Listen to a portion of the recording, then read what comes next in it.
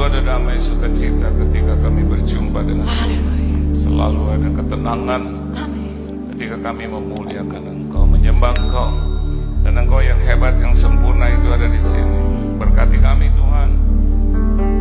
Berbicara kepada kami semua, berikan kami penghiburan, tegur, hibur, nasihati dan berkati kami. Supaya pada saatnya kami pulang nanti, keluar dari rumahmu, kami boleh berjalan dengan kepala tegak, layaknya seorang pemenang di hadapan Tuhan. Di dalam nama Tuhan Yesus Kristus kami sambut firman-Mu. Haleluya, amin. Beri tepuk tangan dulu yang meriah buat Tuhan.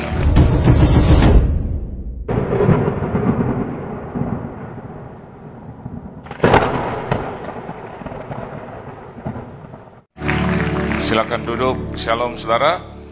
Kehormatan bagi saya boleh melayani Tuhan dimanapun saya ditempatkan. Hari ini saya ada di sini. Terima kasih buat Tuhan Yesus Kristus yang mengundang saya, Tuan rumah juga di tempat ini, gembala, koordinator, dan juga seluruh jemaat Tuhan yang dikasihi oleh Tuhan. Saudara bersukacita, amin. Kita buka dalam satu kebenaran firman Tuhan. Saya sudah yang keempat di sini, ya. Nanti yang kelima jam 5, jam 7 yang terakhir, tapi saya udah nggak ada di sini gitu, ya. Jam 7 rasanya kita makan, ya. Oke, istri saya kalau makan, amin Pak, amin gitu. 1 Petrus 5 ayat yang ke-7. Ayo baca sama-sama satu ayat yang memberikan kita kelegaan. Sudah 1, 2, dan 3. Serahkanlah segala kekhawatiranmu kepadanya, sebab ia yang memelihara engkau. Dalam terjemahan yang lama dikatakan mempedulikan engkau. Saya mau tanya dengan Anda, ada nggak manusia yang tidak pernah khawatir? Satu gereja begitu saya tanya, 80% teriak, ya khawatirlah Pak, gitu. Khawatirlah. Apalagi di zaman ini, saudara, yang segala sesuatunya diukur dengan uang, diukur dengan kekayaan. Coba lihat. Saya kadang-kadang juga rasa bosan kalau orang ngobrol gitu, ujung-ujungnya ngomongnya kekayaan orang lain. Ujung-ujungnya hanya ngomong tentang always gitu. It's about the money, money, money. It's about the money, money, money. Money, walaupun itu lagu bicara it's not about the money, money, money. Tapi dirubah oleh, ya biasalah. It's about money, money, money. If you don't have it, ya, so don't, be with me. Dari rumah tangga sampai pacaran, urusannya duit. Saya dengar ada remaja, dia punya Lamborghini. Ada yang bilang, bapaknya Rolls Royce. Anak saya ditanya, ada saya lagi ngopi dengan istri saya. Kalau kamu apa, Ai? Dia jawab bagus. Papa saya punya Yesus. Wah, ini kita ngomong lagi soal punya apa-apa. Iya. Bagi saya, papa saya punya Yesus. It's more than enough. Enough. Amin. Segala sesuatunya Anda bisa pertaruhkan, tapi buat apa juga? Kita punya semuanya, but we don't have Jesus. Tapi sebaliknya, lebih baik kita punya Yesus dan kehilangan segala sesuatu. Amin, son. Ya. Kalau Anda tanya kepada saya, 99 saya full timer, tapi kalau pelayanan 50 tahun. Dari usia 12, 11, 12. Saya dulu dari organisasi yang berbeda. Ya, saya Katolik. Saya lahir dengan papa mama saya itu donatur besar, salah satu donatur besar Katolik yang ada di Jakarta. Karena papa saya, sorry to say, diberkati, kaya raya. Jadi kalau saya diantar ke sekolah Katolik, papa saya pasti turun. Dan langsung bicara dengan pastor itu, pastor Belanda, itu suster Belanda, dan selalu bahasa Belanda, karena papa saya itu Manado Belanda, Banten juga ada. Jadi selalu Hollandspreken. Jadi saya juga biasa dari kecil Hollandspreken, tapi lebih banyak mendengar karena papa, mama dan opa always selalu Hollandspreken. Dan dia menjadi donatur yang besar. Dia salah main judi, habis. Dia punya 10 mobil, 10-10-nya habis. Dia punya rumah mewah habis. Dia punya harta benda bagus. Bahkan ibu saya itu punya pakaian semua dijarah habis. Karena hutang dari papa saya itu beyond, melebihi. Yang datang ke rumah kami itu ada 50-60 orang. Udah kayak penjara. Pakaian-pakaian ibu saya dikeluarkan semua berebutan. Semua barang berharga berebutan. Hanya yang dia tidak bawa ya itu peti usang. Dan ternyata pakaian di badan saya dan adik-adik saya dan kakak saya satu, itu yang kami bisa bawa. Dan dari dari seluruh orang Kristen Katolik yang kami kenal, saudara, teman, apapun siapapun yang kami kenal, enggak ada satupun yang bantu kami. Enggak ada. Saya mau beritahu di atas panggung ini, saya mau beritahu bos, lebih baik kita kehilangan segalanya, tapi kita tidak kehilangan Yesus. Karena orang selalu menilai kita dari hal itu. Punya berapa banyak kau harta, seberapa terkenalnya kau. And I have been through that kind of orang bilang bad gitu. Saya selama 60 tahun saya lihat bagaimana itu hidup dan pekerjaan Tuhan. Dan kami terpaksa harus doa lagi sama mama, besok kita harus keluar. Ternyata nggak ada pertolongan, dan menjelang sore pembantu kami yang sudah kerja 12-13 tahun bilang sama mama saya, "Non, ya kalau memang nggak ada orang gitu ya non ya non ya, orang Udik, Ciputat.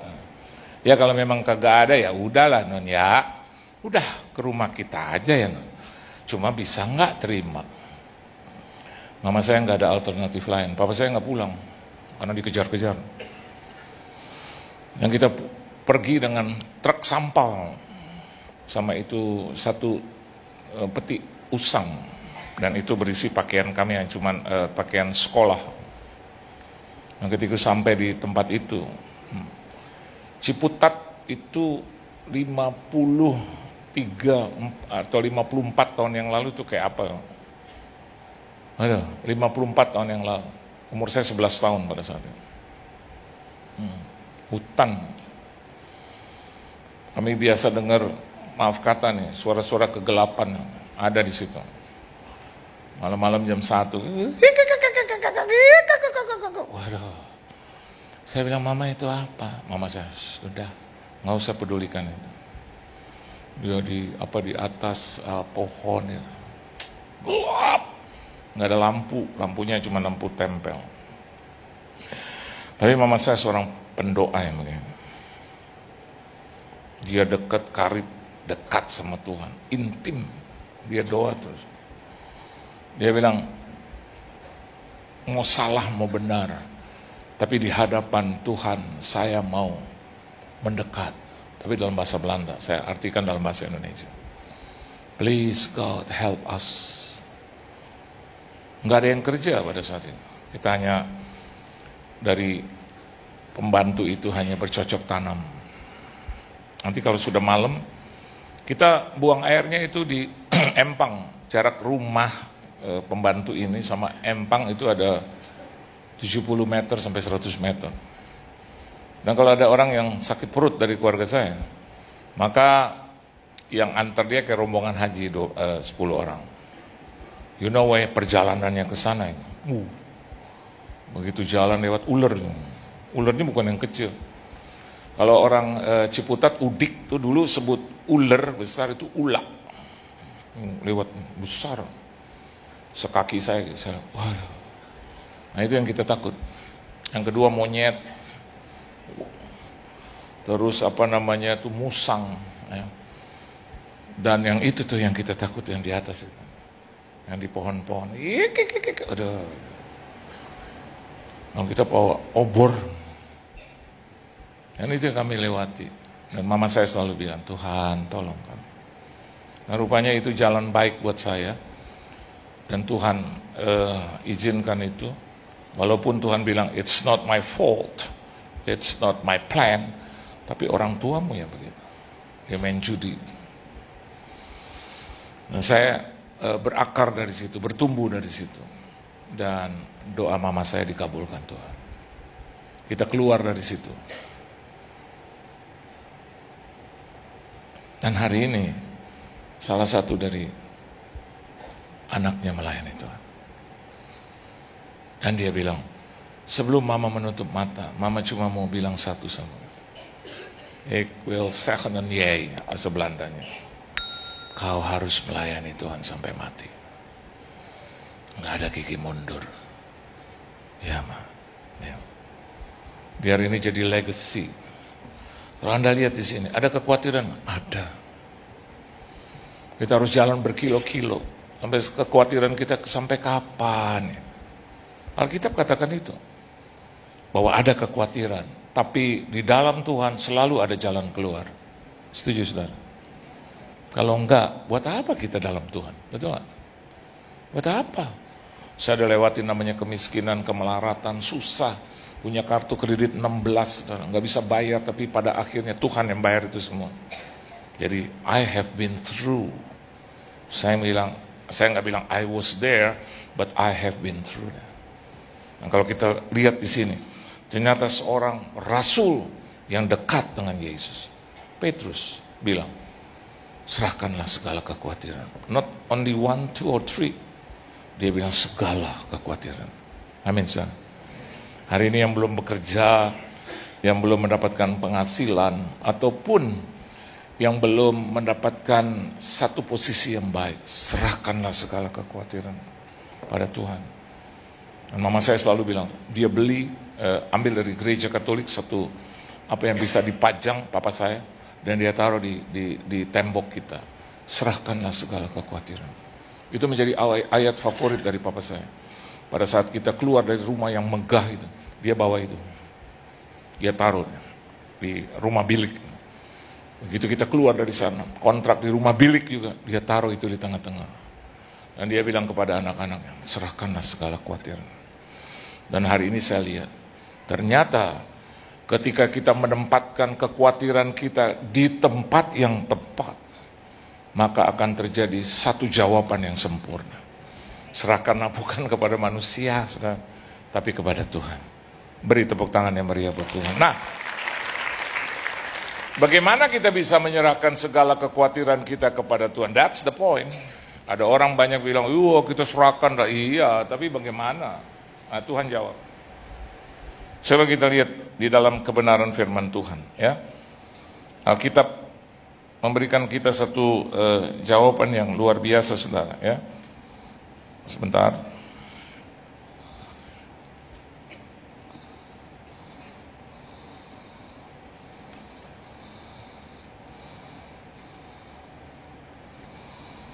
Ibrani 4 ayat 12. Ayo baca sama-sama. Indahnya di dalam Tuhan, dia bukan hanya berbicara, tapi dia berikan solusi buat kita. Indahnya dalam Tuhan, Anda bukan hanya cuma mengarang-arang, make up the story, tapi dia selalu berikan ayat-ayat yang menguatkan kita. Kita baca sama-sama Ibrani 4 ayat 12. Baca sama-sama. 1, 2, dan 3. Sebab firman Allah hidup dan kuat, dan lebih tajam daripada pedang bermata dua manapun. Ia menusuk amat dalam sampai memisahkan jiwa dan roh, sendi-sendi dan sumsum. Ia sanggup membedakan pertimbangan dan pikiran hati. Kenapa dikatakan di bagian akhir sanggup membedakan pertimbangan dan pikiran hati? Itu yang ada di hati kita, mempertimbangkan kembali, mau ada dalam posisi mana, memilih yang mana gitu. Mempertimbangkan, dan juga pikiran hati kita mau dibawa kemana itu pikiran. Saya tidak pernah mengatakan kepada jemaat manapun, saya bilang, kita nggak usah perlu khawatir. Adalah kekhawatiran, sampai hari ini saya juga ada kekhawatiran. Tapi the most important thing adalah bagaimana kita olah itu.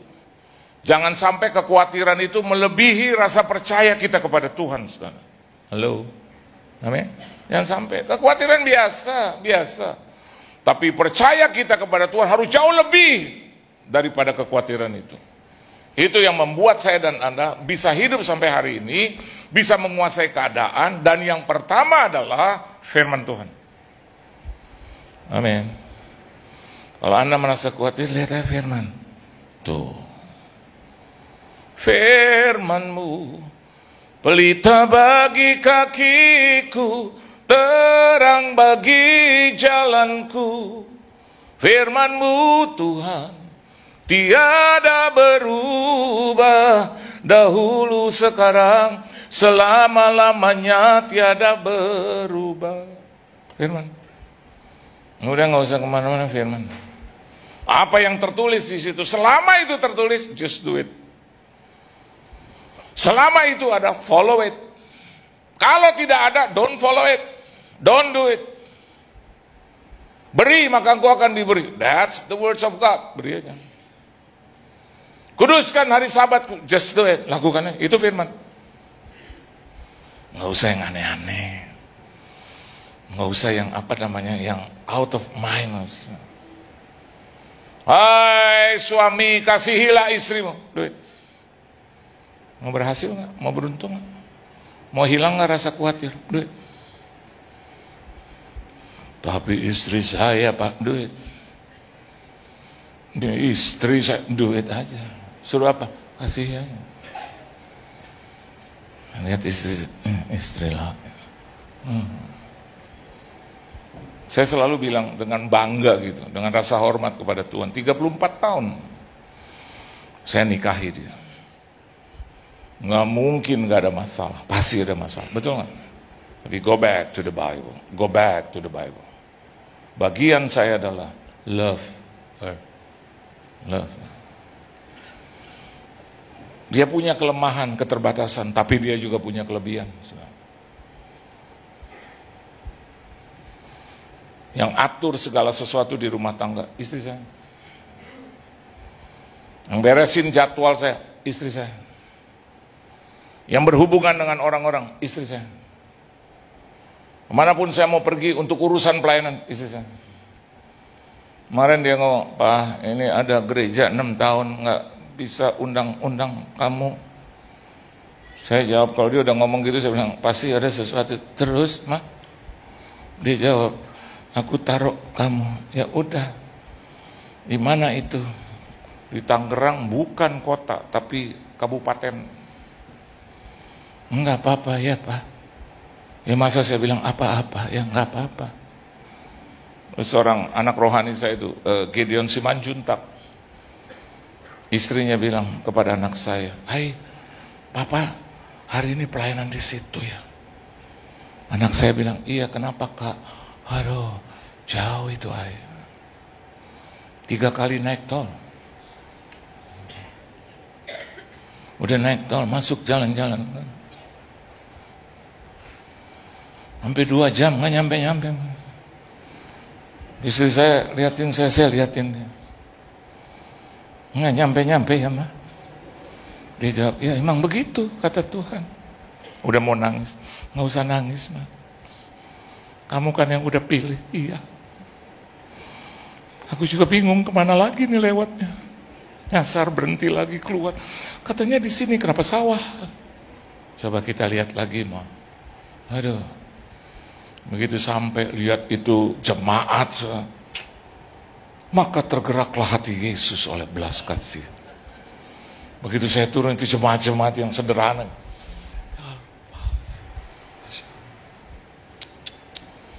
Saya bilang, shalom. Ayo Han, shalom Pak. Belum juga ngomong, belum juga nyampe. Pak foto. Saya juga lari, ayo dong kita foto. Baru masuk di depan pintu gereja, semua koordinator, Pak boleh foto? Ayo kita foto. Tapi saya lagi mau tanya, saya diundang untuk khotbah atau suruh foto? Mereka masuk lagi ke dalam, ibu-ibu, Pak kami kaum ibu Udah 6 tahun tungguin papa supaya bisa foto. Ya ampun. Saya bilang, ibu emang gue siapa? Gue orang biasa.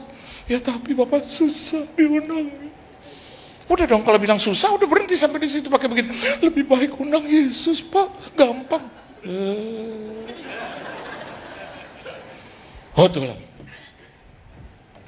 Pak gaya bebas. Tadi udah bebas, sebebas-bebasnya. Nah. Begitu sampai gembala sidang, masuk suami istri. Gembalanya lihat saya tangisan pertama. Pak Yohan. Shalom, Pak, shalom. Saya jawab juga, shalom, Pak, shalom. Kenapa Bapak menangis? Ini masih 3 minggu yang lalu, saya gak pernah sadar, saya gak percaya bahwa Pak Yohan akan datang di sini. Saya tadi mau bilang, itu istri saya, Pak. Dia bilang, waduh Pak, selama ini cuma nonton. Padahal itu Jakarta Cirebon nggak gitu, Jakarta Tangerang nggak gitu jauh dibandingkan dengan Surabaya. Hati saya langsung, forgive me, ampuni saya itu. Waduh mereka, sampai peluk.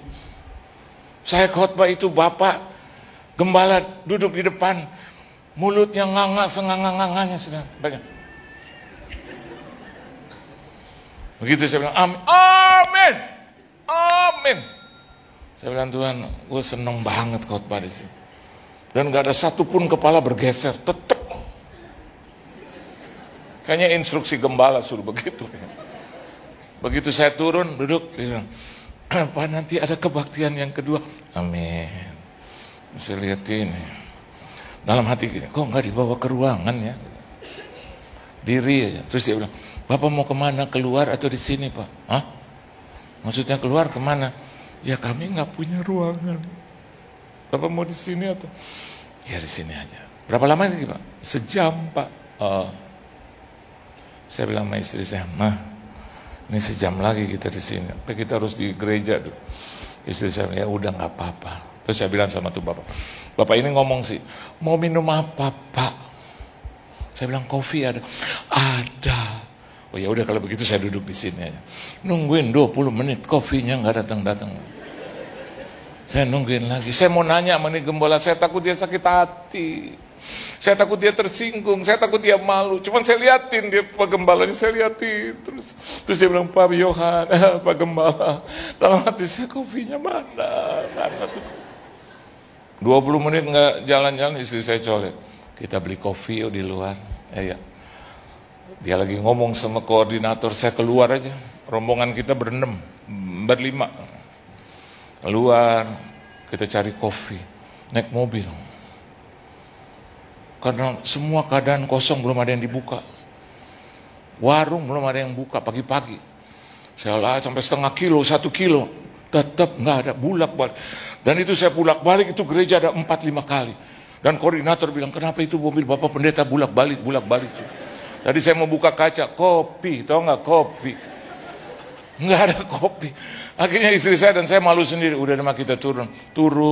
Terus mereka tanya, dari mana Pak? Saya bilang, jalan-jalan. Cari apa? Angin aja, angin. Terus gembalanya datang terus, Pak Yohan, udah ya Pak, sudah jalan-jalan. Sudah. Saya liatin mukanya. Kayak lo nggak ada dosa ya sama gue ya. Dia nggak ngomong kopi sampai ibadah kedua Pak. Begitu selesai ibadah kedua, nangis lagi dia. Waduh. Begitu turun ke bawah, dia bilang, Pak Tuhan berkati. Ya amin. Karena di ujungnya saya bilang begini, saudara, saya nggak tahu ini roh Tuhan ada di saya. Mereka lihatin. Kapan Natal? Gembalanya bilang, Natal di sini Pak. Saya tanya kapan? Bukan tempat, kapan Natal? Dia bilang, ya biasa Pak tanggal 25. Dia penuh. Saya bilang, ya udah begini. Makanan semua Natal dari saya. Tepuk tangan sambil berdiri Pak. Ya udah saya kasih, saya liatin muka-mukanya semua. Udah begini makanan dari saya 10 juta ya. Mereka bilang, amin. Gembalanya nangis lagi. Turun, terus dia bilang, Pak kita mau ngopi di mana? Dari awal lo harus tawarin gue. Karena ada ibadah yang ketiga. Ada di cabang. Nah, kita minum kopi.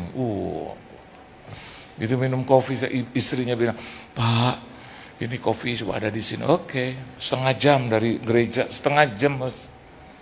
Tapi nanti Pak, kan 1 jam, kita biar cepet aja. Udah, begitu minum, makan semua. Begitu nih mau bayar, anak saya tuh yang tadi saya bilang di ibadah yang ketiga tuh, yang itu imannya gede banget itu. Dia selesain semua. Terus saya bilang, kamu udah bayar? Udah Pak. Dan selalu kalau bilang segala sesuatunya murah itu anak saya. Murah, Pak. Apalagi buat Tuhan murah. Apalagi buat sesama murah. Papa udah sumbang 10 juta. Sekarang kita juga berkati dia, Pak. Oke. Dia bungkusin itu makanan-makanan buat dia. Begitu saya jalan ketiga, pulang dari situ ke ibadah dia, rasanya damai. Terus anak saya bilang, Papa enak ya kasih makan orang ya. Walaupun Papa nggak tahu dari mana itu duit. Tapi kalau saya lihat Papa, selalu Papa bikin begitu. Bukan gue yang hebat, Tuhan yang hebat. Kalau gue sih udah gak mau kasih. Begitu mau pulang, dia peluk saya, dia nangis lagi. Pak Yohan, kapan kesini lagi? Itu yang gue gak suka. Saya cuma bilang, nanti ya, kalau ada acara lagi ya Pak. Amin. Saya sangat senang. Lihat, segala kekhawatiran saya tentang jauh, tentang gereja apa, pupus. Saya pulang satu keluarga, amin, sukacita banget. Aduh, amin ya, luar biasa ya Tuhan, luar biasa. Dan baru saya ngomong seperti itu. Apa yang saya pikirkan? Aduh, uangnya dari mana ya? Nanti kalau kena. Tiba-tiba teman saya ibunya meninggal, mati. 1 bulan saya doa sama mereka. Terus tiba-tiba, ya Pak mati. Iya, udah waktunya Tuhan. Pak, penghiburan Bapak boleh nggak? Oh, boleh. Datang ya Pak ke rumah. Oke, saya bawa mayatnya ke rumah. Oke, begitu selesai.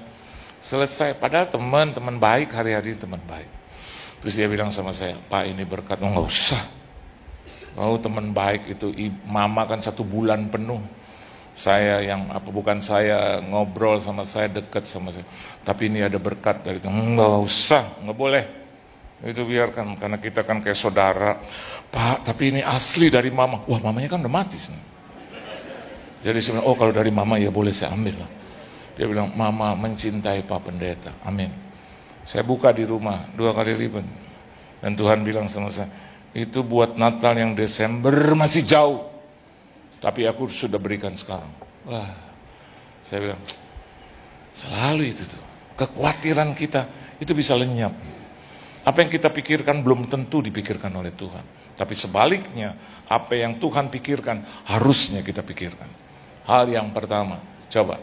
Kalau kita melihat di sini, firman Tuhan itu ya dan amin. Tidak akan pernah berubah. Kalau dikatakan beri, maka engkau akan diberi. Kalau dikatakan hormatilah bapak ibumu. Itu semua bukan hanya mengandung kebenaran, tapi kebenaran itu sendiri. Engkau harus mencintai istrimu, engkau harus taat kepada Tuhan Allahmu, kau harus tunduk kepada suamimu. Itu benar, sebenar-benarnya benar. Hai anak-anak, hormatilah bapak ibumu. Itu benar, sebenar-benarnya benar. Buat apa kita juga harus jadi hamba Tuhan, jadi pelayan Tuhan di gereja seharian, tapi bukan jadi pelaku daripada itu firman. Kita akan menjadi orang-orang yang munafik, menjadi orang-orang yang hanya cuma asal ngomong. Kelihatannya, Anda mau khotbah gampang, sederhana kok. Masuk aja ke sekolah teologi ya. Anda belajar aja itu firman. Atau banyak sekarang otodidak, sudah gampang. Tapi yang paling sulit adalah melakukan itu firman. Amin, saudara. Ya. Kita ditonton orang. Tiap kali saya khotbah, istri saya tonton saya, anak-anak saya nonton saya gitu. Kalau saya bilang nggak boleh ada roh pelit, anak-anak saya bilang amin gitu. Kalau begitu turun nih, Pak beli itu tuh Pak. Saya bilang nggak ada duit. Jauhkan roh pelit daripadamu. Begitu. Ada aja. Ada banyak orang juga ini, ada ribuan ini, ada ribuan. Yang kadang kalau saya khotbah begini, aduh terus saja ada.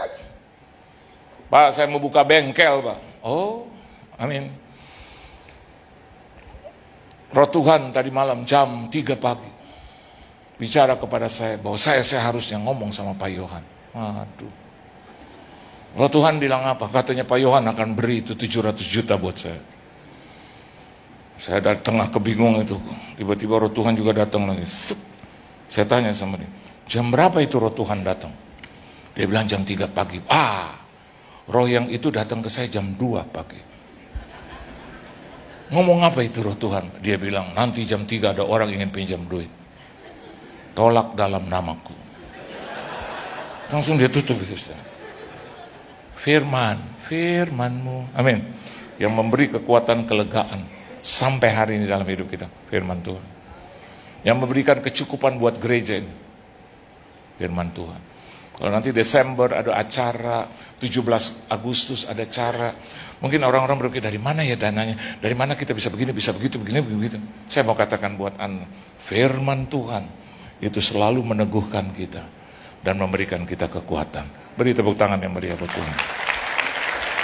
Yang kedua, coba Anda lihat Filipi 4. Filipi 4 ayat yang ke-6. Yuk. Dan saya selalu menyatakan itu di dalam firman Tuhan. Bukan dari kata-kata saya, tapi kata-kata firman Tuhan. Yuk, baca sama-sama Filipi 4 ayat 6. 1, 2, 3. Janganlah hendaknya kamu khawatir tentang apapun juga. Amin, saudara. Ternyata Paulus dan Petrus sama. Ya, terus, tetapi nyatakanlah dalam segala hal keinginanmu kepada Allah dalam apa, saudara? Doa dan permohonan dengan apa, saudara? Ucapan syukur. Jadi kalau Anda doa, ujungnya harus begini, terima kasih, walaupun belum dijawab. Amin. Yesusku, buat anugerah yang Kau beri, sebab hari ini Tuhan adakan syukur bagimu. Nyatakanlah dalam doa. Saya mau jadi hamba Tuhan itu 2 tahun, tiap hari 4 jam 15 menit. Selalu. Duduk di hadirat Tuhan. Terima kasih Yesusku, buat anugerah yang Kau beri, sebab hari ini Tuhan adakan syukur bagimu. Haleluya, haleluya. Nggak gampang doa 4 jam 15 menit, nggak gampang. Di tengah-tengah kekhawatiran saya dipakai atau enggak, dipilih atau enggak, nggak gampang. 16 kartu kredit yang saya belum bayar-bayar. Terima kasih, bergulat, bergumul. Buat anugerah yang Kau beri, bangun. Debt collector datang. Nah, apa? Anda bisa tahu itu dari suku mana. Berapa? Mau bayar kapan itu? Nggak bisa lagi, terima kasih. Saya bilang, iya saya mau bayar, tapi sampai hari ini saya masih tidak memiliki penghasilan. Oh, saya tidak mau tahu itu. Bayar kapan, bayar kapan. Kalau nggak ini masuk dalam ranah hukum. Datang ke mama saya, "Ma, gue udah doa, udah 2 bulan, 3 bulan, nggak kejawab-jawab, makin khawatir aja saya." Nggak 3, 4 debt collector, 16, 10 sampai 16 debt collector datang ke rumah saya. Yang badan-badan mungkin. Yang kalau ketok pintu saya dulu kan kita orang miskin. Jadi ketok pintu diginin dikit aja udah bunyi kencang itu pintu. Buah-buah. Halo, halo, sepada. Istri saya bilang, tuh Pak, debt collector lah. Aduh, Ma, padahal gue udah serahin sama tangan Tuhan. Aneh gak ditolong-tolong. Sepada! Keluar. Ternyata udah kumpul di situ ber-6, ber-7. Dari masing-masing kredit card yang beda. Iya. Oh, ternyata Bapak utang dengan kredit card yang lain ya? Iya. Jadi bagaimana Bapak mau bayar? Silakan dulu. Tidak usah. Aduh. Akhirnya saya bilang gitu. Begini aja Pak. Silakan duduk. Duduk. Pokoknya begini Pak. Kalau saya diberkati saya bayar. Apa itu kata berkat? Iya begini, kalau Tuhan tolong saya. Oh, tidak ada itu di ranah hukum kalau Tuhan tolong saya. Jadi bagaimana Bapak membayar? Karena Bapak selalu desak-desak saya, akhirnya saya janji terus. Jadi begini aja, terserah Bapak. Bapak kalau mau bawa saya ke ranah hukum, silakan bawa. Di penjara pun saya siap. Mereka lihatin saya. Siap Bapak, siap. Nggak apa-apa.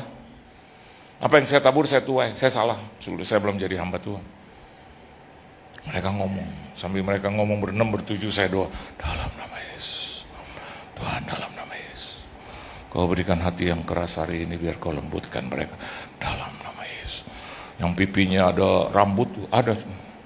Saya takut sama orang itu Tuhan. Oh, yang paling liatin saya gini. Oh, Tuhan. Oh, saya kalau di doa-doa saya lihat wajah-wajah malaikat, wajah. Kalau ini saya lihat siapa itu Tuhan? Yang saya bilang, mama saya selalu bilang, kamu berbuat, kamu harus tanggung jawab, termasuk di penjara. Ya udahlah, karena saya doa itu, tiba-tiba mereka bilang, Bapak begini, Pak, kami masih kasih kesempatan sama Bapak. Tanda tangani ini, tanda tangan. Dalam hati saya jalan keluar ada tanda tangan. Saya tanya itu semua. Sekarang begini, yuk, saya utang berapa? 21 juta, tiap bulan saya bayar 5.000. Yuk, berapa saya? 18 juta, 3.500. Yuk. Mereka marah lagi. Hai Bapak! Terus saya bilang, apa yang salah dari saya? Dia bilang, kenapa utang 18 juta kau bayar 3.000 tiap bulan? Saya jawab, karena itu yang saya sanggup. Tadi saya bilang, kalau Bapak mau penjarakan, aku penjarakan saja. Sudah beres begitu. Ya, Bapak jangan pancing saya, karena Bapak pikir saya takut. Saya tidak takut. Dalam hati tetap takut dalam namanya. Terus dia lihatin saya. Kumpul lagi ngobrol, terus dia bilang, ini Bapak kayaknya tulus. Memang dia nggak punya apa-apa. Saya dengerin. Dalam hati saya, Tuhan kerja, Tuhan. Ayo Tuhan, ayo. Nggak lama deh. Ya sudah tanda tangan. Kalau bisa 3.500, buletin aja 5.000. Ini udah terserah, you mau buletin lonjong ini ya sudah 5.000. Tanda tangan 7-8 orang, selesai. Hari ini nggak ada utang satu sen. Tuhan bayar hebat. Dan yang dahsyat luar biasa. Saya khotbah beberapa puluh tahun kemudian. Orang itu ada di gereja, bos. Begitu saya khotbah, amin, sudah di belakang itu Ambon, Irian, Batak, Papua. Oh, amin, Bapak. Wih. Saya bilang, itu di belakang siapa? Dia bilang, kami. Oh, tukang tagih utang dulu. Saya turun di ke belakang. Sudah tungguin saya. Begitu saya masuk, Pak Pendeta, mantap, Pak Pendeta, mantap. Saya mau bilang, kau yang jahat, dulu kau yang jahat, saya mantap. Begitu turun Pak, semua. Saya bilang, ayo satu-satu. Banyak dosa ini. Tapi saya bilang, masih jadi debt collector? Masih Bapak. Terus saya lihat ke istri saya, Ibu Usi, orang Ambon selalu bilang kalau perempuan tuh Usi, kasih ketong dulu pekerjaan Usi, ketong susah. Tadi saya bilang, iya karena kau ancam-ancam ini. Dia bilang, Usi kasih pekerjaan sama dia. Ada 2 orang. Terus mereka bilang, terima kasih Bapak, haleluya, untung ya dulu ya Bapak, kita nggak ambil kekerasan. Iya, kalau kau keras sedikit, hati-hati kau. Sekarang saudara, kalau saya pergi ke satu mall, itu mereka dengan anak buahnya ada di situ. Kalau lihat saya, oh pendeta. Tapi justru berbahaya. Karena satu kepala itu bisa 50.000 dan 100.000. Mah, kefret dulu 50.000. Istri saya bilang, enggak Pak, itu jebakan. Kenapa? Enggak satu, di belakang dia ada 4 kepala lain. Udah kefret deh mah, kefret. Sering begitu akhirnya kita ambil keputusan. Sudah kita nggak usah lewat pintu barat. Kita lewat pintu utara. Karena begitu saya, waduh mama, itu ada. Kalau begitu terus nanti bandar yang rugi. Jadi kita lewat pintu utara. Kita jalan pintu utara. Sampai di pintu utara, mereka lebih komplit lagi. Pak Pendeta, waduh. Sampai saya jawab, tadi kau ada di barat. Kenapa sekarang kau ada di utara? Dia bilang, Tuhan yang kirim saya ke sini. Saya bilang sama istri, udah kasih semua. Ya udahlah, apa yang baru dapat dari persembahan. Mereka sampai, terima kasih Bapak ya. biar Tuhan memberkati. Kalau saya masuk ke itu mall, bahkan mau naik lift aja dia tahan dengan badan. Saya tadi mau bilang, nggak usah ditahan. Kenapa nggak usah ditahan? Itu nggak usah ditahan, pintunya terbuka, bos. Cuman di open aja. Saya baru lihat, oh tangannya open begini. Jadi pintunya terbuka, dia begini. Berarti kan pengeluarannya lebih lagi karena ditahan. Upah Simpson gitu dengan yang lain beda. Badannya besar. Jadi kalau bicara sama saya, Pak Pendeta, luar biasa Tuhan, berkati Pak Pendeta. Ada salah satu kalau ketebur saya gitu, Pak Pendeta, amin, amin. Pak Pendeta, saya juga hamba Tuhan, amin, haleluya. Satu hari saya datang terlambat, ternyata dia ada di ruangan rokok di mall itu lagi. Saya sering kasih duit sama dia. Dalam hati saya, kenapa dia harus merokok? Dia bayar, dia ambil uang saya untuk merokok ini. Akhirnya saya bilang, harus saya lakukan apa? Tuhan bilang, kau harus lewat dari belakang. Saya lewat dari belakang. Dia nggak tahu kan. Dia lagi rokok, tiba-tiba saya bilang, dalam nama Yesus. Begitu dia lihat langsung, itu asap dia tahan. Pak Pendeta, amin Pak Pendeta. Itu dia pencet dengan tangan. Sampai saya tahu melepuh itu. Terus dia tahan itu asap. Pak Pendeta, nggak napas. Sudah saya makin berhenti. Iya, apa kabar Pak? Terus oh ya jadi begitu ya Pak. Bagaimana dengan keluarga? Baik-baik aja udah Pak Pendeta. Kalau Pak Pendeta mau jalan-jalan, akhirnya saya lihat itu asapnya kuat. Saudara dengar baik, kekhawatiran kita, saya mau katakan Bu Anda, tidak seperti apa yang kita pikirkan. Tuhan punya kuasa yang jauh lebih hebat daripada kekhawatiran. Kita beri tepuk tangan yang beri Tuhan ya. Satu lagi dah, tutup ya. Oke. Coba kita baca di dalam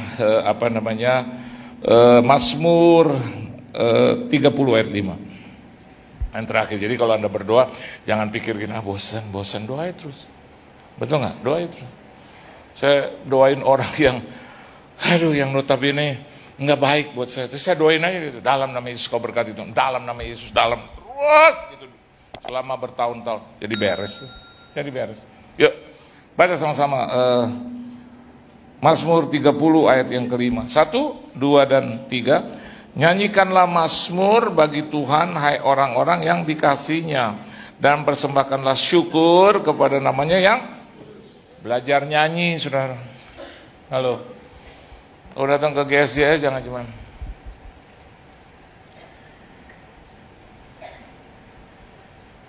harus ikut di dalam perayaan ini, kan perayaan pesta. Ku mau selalu bersyukur sebab cintamu padaku takkan pernah berubah. Hatiku percaya walau bumi bergoncang, gunung-gunung beranjak, namun kasih setiamu tak pergi dariku. Saya nggak tahu itu lagu, hafalin. Ada lagu baru yang mungkin pemimpin pujian Timothy angkat itu pujian, hafalin. Belajar untuk nyanyi. Dia suka dipuji, betul. Ada satu kelemahan Tuhan tanda kutip yang dia tidak bisa lakukan, yaitu dia tidak bisa memuji dirinya sendiri. Suruh kita, saya dan Anda. Dan beruntung, mama saya selalu bilang, nyanyi buat Tuhan, nyanyi buat Tuhan, nyanyi buat Tuhan. Dari umur 16 tahun saya selalu nyanyi buat Tuhan. Bapa kami yang di surga. Itu lagu dulu. Banyak yang udah mati. Amin. Jemaatnya cuma 8 orang. Saya, mama saya, adik saya, tante saya nyanyi, dan akhirnya dengan istri saya berlima. Bapa kami yang di surga, dikuduskanlah namamu. Karena gembala saya suruh nyanyi lagu itu. Yang nonton 8 orang, banyak oma-oma. Begitu selesai dia bilang, Ngana harus latih kita. Oma-oma minta dilatih saya. Saya bilang, oma-oma nggak bisa. Ini cuma lagu buat kita semua. Nyanda, latih kita, latih. Akhirnya saya latih. Aduh Tuhan Yesus, semua di atas 70. Mau nyanyi apa Bapak kami? Bapak kita lah. Saya nyanyi, akhirnya saya nyanyi. Oma udah nyanyi ini aja. Ku sungguh senang dengan pondok di sini. Itu oma sedikit perak. Oma, itu nadanya salah. Sedikit perak. Mereka bilang, sudah Jo, begini aja. Oma sudah 70. Oma naikin do do do do re mi fa sol la si do do. Oma do. Do. Saya pulang ke rumah, Mas saya mau keluar dari gereja itu. Capek gue liatnya. Apalagi kalau dia belum pasang gigi palsu. Ada. Oma, mana giginya? Enggak, belum lupa. Oma lupa. Jadi nyanyi gitu. Oma senang. Saya bilang, Ma, ini kita salah gereja. Ini kayaknya gereja sesat. Ini enggak demen. Mama saya bilang, setia. Akhirnya setia. Puluhan tahun saya di situ. Aduh, cuman 8 orang. Terpujilah nama Tuhan. Gereja 1 jam saja. Gereja 1,5 jam di sini. Dipenuhi oleh jiwa-jiwa jam 3 ya penuh. Tepuk tangan buat Tuhan. Kita bikin jam 10, 8. Pindah jam 5, tetap 8. Sampai saya pimpin pujian, aduh ini lagi. Nggak bisa dikasih lagu cepat, nggak bisa. Ayo kita nyanyi, lagu apa dah? Ku pergi kalau sangka kalau Allah ku pergi. Oma terlambat, terus lambat, terus. Saya bilang, Oma nggak pergi biar Jo di sini aja. Hari ini semua udah meninggal sudah. Dan mama saya bilang, kan kau dapat sesuatu dari situ. Belajar kesetiaan. Hal yang ketiga, belajar nyanyi. Kalau Anda di rumah, sebelum Anda minta sesuatu, nyembah aja dulu. Amin. Haleluya, haleluya. Jangan pilih lagu-lagu yang susah. Halo? Amin. Jangan gini, lagu-lagu yang sekarang tuh, apa namanya tuh? Yang si Ai suka nyanyi. Grace of God, apa? Hah? Bukan lagu-lagu Inggris tuh, lagu apa? Apa? Lagu apa itu? Goodness of God, ya. Itu ibu-ibu nyanyi baru pertama, for the goodness of God. Kan harus masuk bagian lain, tetap lagi for the goodness of God. Bu, kayaknya udah harus pindah, Bu. For the goodness of God. Ibu itu udah salah, Bu, udah 3 kali begitu. Iya, kita cuma tahu lagu itu. Ya pindah dong lagu yang lain. Enggak, kita senang lagu itu. Enggak ada lagu for the goodness of God. For the goodness of God. Jadi kalau Anda mau nyanyi, nyanyi yang gampang aja. Halo. Kemurahan lebih dari hidup.